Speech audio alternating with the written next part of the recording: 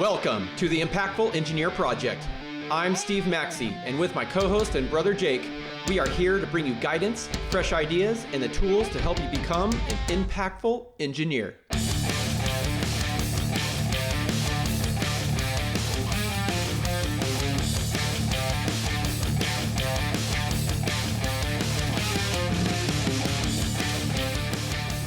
Welcome to the Impactful Engineer. Our mission is to help you grow your engineering career and inspire you to pursue your full potential as not only an engineering professional, but as a member of your greater community. I'm Steve Maxey, and I'm a mechanical engineering manager in new product development for Klein Tools. And I'm here with my brother Jake, who is a professional electrical engineer for the MEP firm Hallam ICS. Hello, Jake. What's up, Steven? How are you today? Doing good, man. Yeah. Are you still full from yesterday? Well, yeah. Yeah, I definitely counting my calories in a weekly total right now because yesterday was in the red for sure. Oh yeah, yeah. I was pretty good. I kept to the turkey, man. Kept to the turkey. Just lots and lots of turkey. I mean, what else was there? I had some zucchini, so I had a little bit of vegetables, but I had I think it was 10 ounces of turkey. Nice. Just to make sure I got my full protein. I usually take a little bit of every single thing that I see, and then my plate ends up being, a way stack. Too big. Yeah. Oh yeah. And then you just decide, well, let's just pour gravy over all the whole thing, and then just cranberry sauce and pig slop it. Dude, it's so good. It's so good. And we didn't cook the night before, so it was like Chinese food, Oh, okay. And you could just eat so much of that too. Oh yeah. So yeah, I don't need to eat for the next couple of days. But you will. Sure. I was working on the shed this morning. Oh, okay. And it's it triggered an episode for me, an episode, not as in anxiety attack or something, but an episode topic that we won't talk about today, but I recorded on it earlier today because I just had to. Yeah. About paying off ignorance debt, which is a term I stole from another podcaster, which I'm sure he stole from someone else too, but it makes total sense where it's building this shed, each new thing is a new thing. Each next step is something I have no clue, right? So I'm just constantly in the zone of frustration, and I don't know the answer, and I got to look this stupid shit up, and I'm thinking about this the wrong way, and it's so I spent the first 4 hours today planning how to execute on the next step, and it's just there's so many parts and pieces to building just a freaking disconnect, panel board, the service, feeder, the grounding that's required. I get all that because that's my zone, but then I've never built the thing, right? So this lock nut, this bushing, this offset, where the conduit comes in, it's dude, So yeah, just paying off the debt of being an electrical installer, Yeah. So I'm going to ask you one of my favorite interview questions that I ask people. So hint for anyone who listens to this and comes in interviews. How do you learn something new? What are the steps that you take to learn something you have no idea how to do, and you don't know if anyone around you knows it as well? Well, there's this amazing thing today called ChatGPT, Steve. So my old techniques don't even apply anymore. It's amazing. So old Jake, without ChatGPT, you have to work through, because I'm at my house. Nobody else is in construction at my house. Nobody else gives a shit. So I need to figure it out myself. Mm-hmm. So what you don't want to do is go dive into the weeds right away. I like to just stay high level. I okay, what are the major parts and pieces to this? What are the concepts I have to, get my head wrapped around? And then of course there's going to be codes. I know that already, how to do certain things. So then I get all the parts and pieces lined up, but I still being me, because I'm very action oriented. I'm how do I build this thing? What's the nuts and bolts going together? And so I get stuck a little bit, and I'm okay, gotta back up. But with ChatGPT, I'm just give me the high level understanding and parts and pieces I need, and it'll kind of outline it for me. I dive into each one. I figure out how's it going to be mounted, how high does it need to be, what are the intricate details of connecting all of these things. And so I can build my parts list, right? And I'm all right, here's my parts list. And then I go and I have my whiteboard behind me, and I started drawing out my plan, how to mount this thing, right? And then you go, oh yeah, okay, so here's my high level plan. I didn't think about these connections right here and how far they need to be apart. So I need to go grab the cut sheet for the board and make sure the holes are spaced right. And it's like, oh, that's a 1/4 inch hole. So I need to make sure I have 1/4 inch wood screws so that I can get through there. Am I going to, this is outside. So there's going to be water. Like, where do I seal? How do you seal? You just dig into it. But it's like, if I knew the answer ahead of time, I could have just been like, oh yeah, here's my grocery list. I go to the grocery store all the time. Here's my electrical supply store list. Here's what I need, and I'll call it in. Like, no, Yeah. I need to learn all that first. But Yeah. So that's you're essentially hours. just you're building a roadmap at a high level, and then now you can break it down into your, say it's 5 steps, right? Your 5 stages of that roadmap, right? To make it. And then you just take that first step, and now you just dive into the weeds and figure out, how do I get past this one step? So it's not just a gigantic, daunting task of doing everything. It's, I need to do this one part today. So I'm just going to attack this with everything. And make that the win, Yes. before you move on to the next step. Because you'll get to this point where you're thinking about the thing you're trying to figure out, and that it kind of like bleeds into the next step. And then you go, oh, but okay, so let's look at the next step and make sure that's right. No, stay in the one step you're in and figure it all the way out, and then move to the next. Yeah. Excellent. I'd hire you. Well, that's a good thing. Sweet. I wouldn't hire you. So, damn it. All right. Well, before we get into our topic today, little housekeeping, right? So we do have a few different types of episodes. Jake already alluded to one, which is our solo episodes, where one of us will immediately get down to the point, share an idea with you that is critical to growing your career. These can be high-level concepts, but also we might get a little more into the weeds and just give you some quick and dirty actions.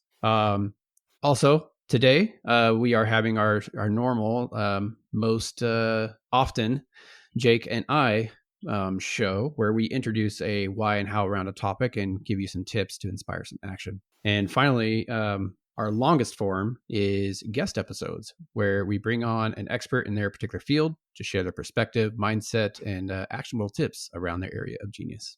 All right. Housekeeping. One more. If you want a perspective on a specific topic that either a guest or Steve and I can answer, we have an email for that.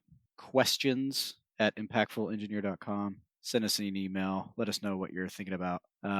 And if today's episode makes you think, you learned something, you think it's funny, you think someone else would enjoy the show or get something out of it, just please share the show, because that's the only way it grows. We don't drive any sort of ads or forced marketing, or we have no plan for that. This is organic only at this point. Just the only way people will actually hear about it. Yeah. And on that, I actually interviewed someone last week that was a listener to the show. So that was pretty awesome. Oh, that's cool. Yeah. Just showed up. We're in the middle of an interview, and it wasn't even for my team. I was just a stand-in, and we got talking. We brought up Joe Rogan and Andy Frisella's and their podcast, and I was like, because he's into podcasts, and I was like, oh yeah, if you ever want to give a new one a shot, you can listen to our show. And he's like, yeah, I kind of already do. So I was like, yeah, that's awesome. So that was exciting. Either he's just like dropping it in because he thinks it's giving him an edge or something, or he actually listens. Yeah. So that was good. It's refreshing to see that we are reaching people beyond just our direct networks, which is awesome. Yeah, that's so cool. And I hope that it's providing some sort of value. Oh yeah. All right. So our topic today, I think a lot of engineers, especially when they first start, they start working on projects that, they're not as excited about as they would hope to be. They might get the kind of either the easy projects because they're brand new, or they might get, in their eyes, maybe it's like the lame project. It's not the cool, hot whiz bang project that, some of their more experienced peers might get. And so I wanted to talk about, like, how do you get the projects that you want to work on? So, Jake, I want to ask you first, because, we already kind of talked about my thoughts on it. So let's see what you think first, and then we can circle back and touch on what I talked about earlier. Yeah. So assuming it's like that feeling or the perception that you're just getting the shit stuff, and then, man, I want to work on the cool stuff, which is fine. Like we all think that. We all want to work on the awesome projects. I would just say patience and execution. Mhm. Head down, man. Just do the stuff. Is the most important thing. Yeah. Just do it well, execute, have a little bit of patience, do all the other stuff we talk about, weaved in there. But those two things would be the main actions to take. And I would say, don't allow your feelings or your emotions about why do I always get the crap or when will I get the good dictate how you feel about your job and how well you do. Mhm. Just do the thing. Yeah. Do it really well. Yeah, it's especially if you're brand new. I don't think people are giving you the shit jobs because they dislike you or they think you can't or that you're going to do a terrible job. I think it's more of they don't quite know how well you're going to execute, and so they're giving you tester projects, right? They're like, hey, let's give them this low risk project and see how well they do, and then we can start building up to getting the more high visible, high impact type projects. Yeah. So just realize that everything you're doing in the beginning is your test to get to the good stuff. If that's Yes. the way you're going to look at it, the quote unquote good stuff. Yeah. You're being tested always. Yeah. So, and one of the things I brought up earlier is you just want to continue to stack the wins of any project that you're working on, right? Because you don't want to put your worth into the project itself. You want to put your worth into how well you're executing on whatever project's in front of you. And you will start building a reputation of, hey, this person is kicking ass all the time, no matter what. And they will put in their best effort regardless of what they're working on. And so we have this high risk, high value project, and we know that they will absolutely kill it no matter what. So we want to give them this particular project to Right. execute on because of the high likelihood of success. Yeah, because if they sweep the floor with every attention to detail and it's the best swept floor ever, every single time, they gladly hand you the keys to open the shop in the morning. Yep. Right? Because if you're going to do the crap stuff really well, then what are you going to do with something that you really care about, that you really want to take on? You're going to do very well and try your best. Maybe like it's kind of like work the card or play the cards you've been dealt, kind of a thing. It's like who the people that can advocate for you to give you the good stuff later or move you up or whatever can only talk to your performance, your recent performance or the performance that you've had at that company. So I would say, irregardless of the work that you're getting, do it in a way that is above and beyond anybody else ever. Make it your goal to be, I don't know, what, like employee of the month or whatever, get a plaque for doing the simplest thing, like the best floor sweeper ever. Yeah. The best toilet scrubber. Exactly. Like you got to take what you're given and do that to the best of your ability because they can only talk about what they've seen from you on the projects you're given. So that's the point isn't even getting what you want to get for a project. It's just doing the one that's in front of you extremely well. Yes. Yeah. Yeah. I mean, you always hear those stories about the janitor who became the CEO of a company. It's not because they're like, oh, I'm only going to be good at what I do when I'm a CEO or an executive of some sort, and I'm going to half-ass mop this floor. No, they were the most effective floor mopper on the planet, and someone higher up saw that work ethic and was like, okay, this person needs to do more than just mop floors. They need to work on this next level up project or whatever the task is. And then when you kick ass at that, they're like, okay, they need to keep moving up because no matter what I throw at them, they are going to learn how to do it and execute the best of their ability. And if they don't know how to do it, they're going to figure it out. That's right. Don't allow your effort and level of attention to the work in front of you be the determining factor for you not getting the work that you want. Let it be something like, oh, you're not advocating for yourself enough, or oh, you don't have as much of a presence as you need to garner the attention of the people that will, or oh, your boss doesn't know how to advocate for you, or doesn't know how to get you in a position or your team into a position to be more visible and get good projects. Let those things be the things you work through. Don't ever let your lack of effort be the thing that takes you off the table. That's like baseline, Yep. or your thinking or your mindset. I always get the crap, so I'm just really not going to try. Like if I got a really good project, then I would kick it up into gear. No one's going to give you that shot. Like I feel very comfortable saying no one's going to take what your performance is now and say, oh, it'll change if I just give them a harder thing to do. Yeah. Yeah, Uh, it's the same thing when people are trying for a promotion, right? They're like, "Oh, that's not in my job description. I'm not going to do that unless I get promoted." It's like, well, you're not going to get promoted because that's the exact opposite attitude you need to have.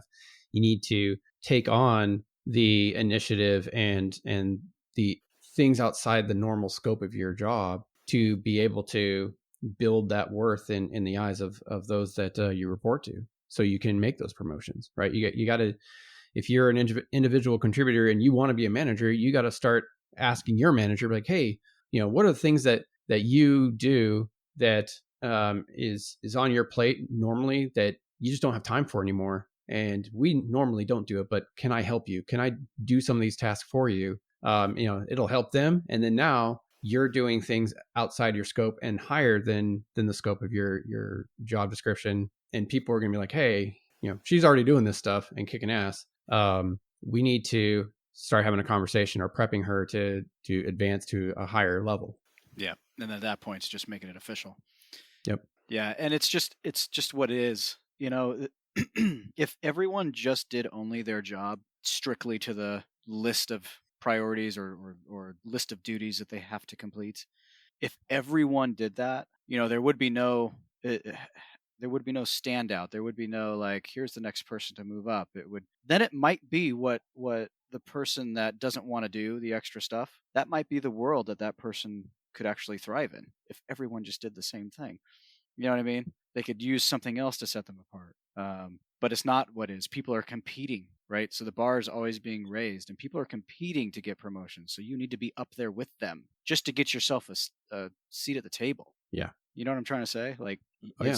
this is not. Everyone is so terrible at their job, but we keep them because there's no one else to do it. And then you just doing the baseline and like actually doing your job is going to set you apart. And then all of a sudden you get the promotions. That's, in a professional setting, like in an engineering career, that's most likely not going to be the case. Yeah. So, you need to be playing at this level to just get your seat at the table. Yeah. I mean, and think about it the opposite direction, where if you work for, like, say, a very large publicly traded engineering firm and they have to make cuts, if you are not so good at your job that you would be normally considered for a promotion, or you're on that track, now they have to make cuts. So who are they going to let go? Are they going to let go the people who, no matter what's in front of them, they attack it to the best of their ability? Or are they going to attack, or are they going to separate people who they're good at their job, but they're just cruising in their role, right? They